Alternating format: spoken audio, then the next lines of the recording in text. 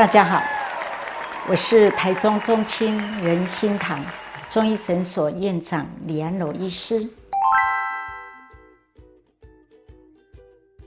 秋天为什么容易咳嗽？大自然的阳气渐收，早晚温差比较大，天气也变得比较干燥。秋季呢，它属金，应对的是我们的肺。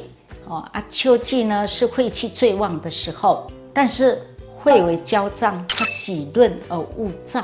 中医讲说，燥令伤肺，很多呼吸道的疾病都是从秋季开始。台语咧讲一句话啦，白露到北风解气，气喘的患者都要出来。我们做的三伏贴就是在拦截这个疾病的发生，要加强肺部的功能。我们现在呢，空气污染也比较严重。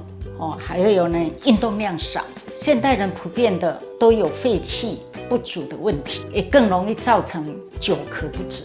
秋季久咳分为3种，有阴虚型的啦，有气虚型的啦，有肝火旺的。那阴虚的大部分都发生在老年人，或是更年期的妇女，因荷尔蒙失调，体质容易转为阴虚。那气虚呢，就身体比较虚弱的，或是过敏的人，大部分都是气虚型。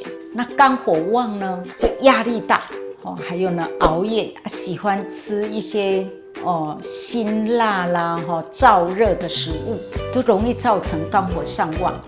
肝火太旺要伤到肺。那阴虚呢，它的症状就是会口干舌燥、喉咙干干的，就想要扫。这一种呢，要给它滋阴润燥。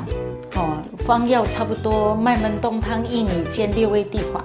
那穴位呢是三阴交跟列切。气虚型的呢，它的症状就是也是一样是干咳，呼吸不太顺畅，气短，容易疲劳。我们一般的治者呢，就是要补脾益肺。它的方药就是补中益气汤啦、养气润肺茶。它穴位呢就是足三里、肺腧。那肝火旺呢，它会咳嗽，痰都咳不出来，而且会胸闷，咳声很重浊，安尼有会破裂声，痰黄而黏，它会不舒服，很烦躁，有时候会坐立不安。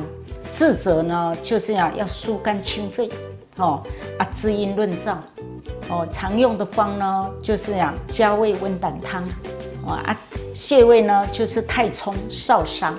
那我们日常生活如何护理呢？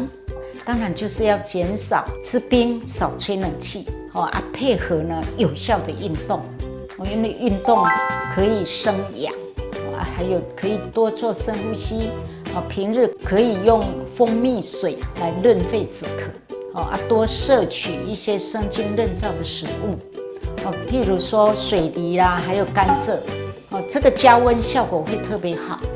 睡眠也要充足，不要熬夜。今天我们就聊到这里哦。